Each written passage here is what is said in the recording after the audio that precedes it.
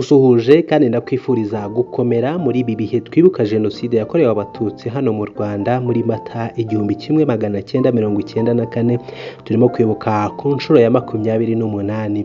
Dufite insanganyamatsiko igira iti twibuke twiyubaka. Ndakwifuriza gukomera nkanakwifuriza kwiyubaka nk'uko insanganyamatsiko ibitubwira. Ijwi wumva ni rya ni Claude Ishyo TV niyo ukurikiye. Niba waramaze gukora subscribe cyangwa sabone kuri iyi channel yacu, ndagushimiye kandi nguhaye ikaze. Ndanakwifuriza kunogerwa n'ibiganiro dutegura tukakugezaho. Niba ari bwo bwa mbere nawe udukurikiye, ibyiza nuko wabanza ugakora subscribe ubundi ukajya ubona ibiganiro byacu uri uwa mbere. Nguhaye ikaze. Kuva umuhungu wa Perezida Yoweri Kaguta Museveni akaba n'umugaba mukuru w'ingabo za Uganda zirwanira ku butaka Lieutenant General Muhoozi Kainerugaba yagirira uruzinduko mu Rwanda, byari tariki 22 z'ukwezi kwa mbere uyu mwaka wa 2022. U Rwanda na Uganda byatangiye guca amarenga yuko umubano waba ugiye kongera kuzahuka. Muri icyo gihe tariki ya 31 Mutarama, Minisiteri y'Ububanyi n'Amahanga y'u Rwanda yasohoye itangazo rivuga ko umupaka wa Gatuna ku ruhande rw'u Rwanda wari umaze imyaka igera kuri 3 ufunze ufunguwe, ndetse abanyarwanda bishimira ko bagiye kongera guhahirana n'Abagande nk'uko byari bisanzwe mbere y'uko uyu mupaka ufungwa.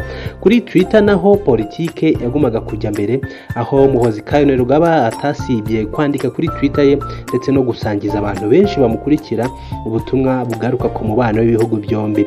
Ahenshi yakundaga kuvuga ko uwataka Perezida wa Repubulika y'u Rwanda Paul Kagame aba yatatse nyirarume, ndetse akavuga ko bitazamugwa amahoro kuko ukoze ibyo aba yatatse n'umuryango we bwite.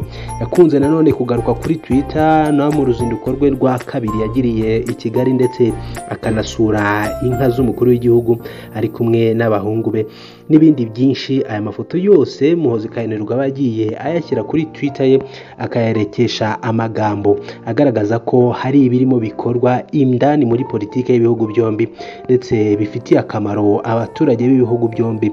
Umusaruro wagiye ugaragara kuva umupaka wafungurwa ndetse n'uburyo abaturage batangiye kwambuka umupaka, nubwo ibiciro byo kwipimisha n'ibindi byari bikihanitse, yewe hasabwaga umuturage kuba afite icyangombwa cy'uko yisuzumishije COVID-19 ariko akoresheje PCR test. Ibi abaturage bagumye kugaragaza ko bibagoye ndetse binabahenze, kugeza igihe guverinoma ya Uganda yafashe icyemezo cyo kubikuraho, bikaba mu mujyo mwiza nyine wo kugaragaza ko icyo ibihugu byombi bishaka ari umubano kurenza ibindi byose. Mu minsi ishize Muhoozi Kainerugaba kuri Twitter nanone yagarutse kuri Kayumba Nyamwasa ukoresha ubutaka bwa Uganda mu guhungabanya umutekano w'u Rwanda, avuga ko amwiyamye cyane, anavuga ko akwiye kubaha ibyo ubuyobozi bw'ibihugu byombi bumaze kugeraho ku bijyanye no kuzahura uyu mubano. Ni muri tweet yashyize kuri Twitter ye, aho yavugaga ko atazi neza icyo Kayumba Nyamwasa yapfuye n'ubuyobozi buriho mu Rwanda bwahoze bukorana nawe, ariko adakwiye gukoresha ubutaka bw'igihugu cya Uganda kuko agomba kubaha ibyo Perezida Kagame ndetse n'abashinzwe umubano w'ibihugu byombi ku mpande zombi bamaze kugeraho. Aha Muhoozi Kainerugaba yavuga ko agomba kubaha ibyo ibihugu byombi bimaze gukora. Mu minsi ya vuba nanone Kainerugaba yongeye kwandika kuri Twitter anamenyesha Kayumba Nyamwasa ko umuntu we, avuga umukozi wo muri RNC bari bafatiwe ku butaka bwa Uganda, amumenyesha ko yamaze gusubizwa iyo yavuye, ko agomba nyine kubaha icyemezo ibihugu byombi byahisemo byo kongera kuzahura umubano no kubana neza nk'ibihugu bivandimwe. Ni ibintu byakomeje guca amarenga mu buryo bumwe cyangwa ubundi, bigaragaza ko koko uyu mubano w'ibihugu byombi waba ugiye kuzahuka. Kuri ubu haravugwa amakuru yemezwa n'impande zombi mu biro by'abakuru b'ibihugu, haba ku ruhande rwa Uganda ndetse n'u Rwanda, ko abaperezida bombi bahuriye Nairobi muri Kenya. Bwa mbere mu myaka 2 ishize Museveni na Kagame bicaye ku meza amwe. Ni umutwe w'inkuru ku kinyamakuru Umuseke.rwa. Ibiro by'umukuru w'igihugu cy'u Rwanda byatangaje amafoto ya Perezida Paul Kagame ageze i Nairobi muri Kenya mu muhango wo gusinya amasezerano yinjiza Repubulika Iharanira Demokarasi ya Kongo mu muryango wa Afurika y'Iburasirazuba. abakuru b'ibihugu bitabiriye umuhango uretse Paul Kagame. Twitter ya Perezida Yoweri Kaguta Museveni nanone nayo yatangaje amafoto ye ageze i Nairobi. Nibwo bwa mbere kuva muri Gashyantare umwaka w'ibihumbi 2020 igatuna Perezida Paul Kagame na Yoweri Kaguta Museveni bahura imbona nkubone mu nama. Ubundi bajyaga bahurira mu nama hifashishijwe ikoranabuhanga n'ibindi. Ni ukuvuga ko baherukaga guhura tariki kuva muri Gashyantare uyu mwaka w'ibihumbi 2020 igatuna ubwo hasinywaga amasezerano yo kuzahura umubano nubwo bitaje gukunda neza. Icyo gihe bari kumwe n'abandi baperezida batandukanye bariho Perezida wa Angola ndetse n'abandi.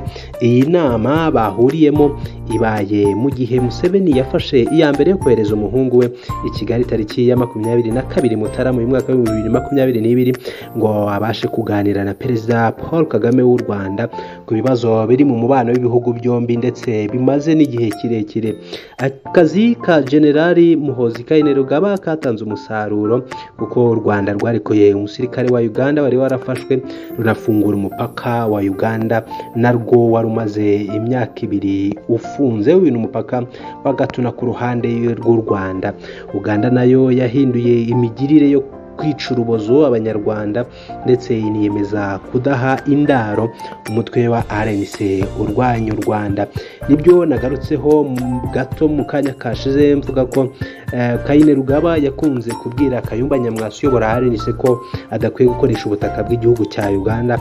Ibi biri muri gahunda nyine bari bemeranije na Perezida Paul Kagame yuko batagomba guha indaro cyangwa se guha ubutaka bwabo ngo bukoreshwe n'abashaka guhungabanya umutekano w'u Rwanda. Ingingo nyamukuru y'iyi nama no gusinya amasezerano yemeza igihugu cya Repubulika Iharanira Demokarasi ya Kongo nk'umunyamuryango wa 7 umuryango wa Afurika y'Iburasirazuba EAC. Perezida Antoine Felix Tshisekedi Chilombo nawe yageze i Nairobi muri Kenya nyine muri uwo muhango. Ikinyamakuru The Nation cyo muri Kenya kivuga ko Perezida Uhuru Kenyatta muri ibyo yari yatumiyemo harimo na Perezida wa Tanzania Madame Samia Suluhu Hassan ndetse na Perezida Evariste Ndayishimiye w'u Burundi, ariko ibiro byabo ntacyo byatangaje ku bwitabire bwabo ndetse no kuba bari bugere i Nairobi bakitabira iyi nama. Ariko nanone amakuru avuga ko nyuma yo gusinya amasezerano yinjiza Repubulika Iharanira Demokarasi ya Kongo mu muryango wa EAC hanaba inama yiga ku bibazo by'umutekano mu karere, by'umwihariko ikibazo cy'intambara yongeye kuburira itejwe n'umutwe wa M23. U Rwanda rwakunze kuvuga ko ubu umubano warwo na Repubulika Iharanira Demokarasi ya Kongo uhagaze neza, ariko ubwo M23 yakozanyagaho n'ingabo za Kongo FARDC, abavugizi b'izi ngabo za Kongo bumvikanye bashinja u Rwanda gufasha izi nyeshyamba za M23. Gusa u Rwanda ruhakana ibyo birego ruregwa rukavuga ko bidafite ishingiro. Ku mafoto hagaragaye Perezida Paul Kagame na Yoweri Kaguta Museveni bicaranye ku meza amwe nyuma y'imyaka 2 bahura ku buryo bw'ikoranabuhanga. Aya mafoto yatanzwe n'ibiro by'abaperezida bombi haba Village Urugwiro ndetse n'ibiro bya Perezida Yoweri Kaguta Museveni byasohoye aya mafoto nyine agaragaza abaperezida bombi bicaye ku meza amwe. Nubwo bari bambaye udupfukamunwa ariko ni bigaragaza ko bari muri gahunda yo kuganira kuko n'imibiri yabo yagaragazaga ibimenyetso nk'iby'abantu baryohewe n'ikiganiro kandi bishimiye kuba bongeye guhura.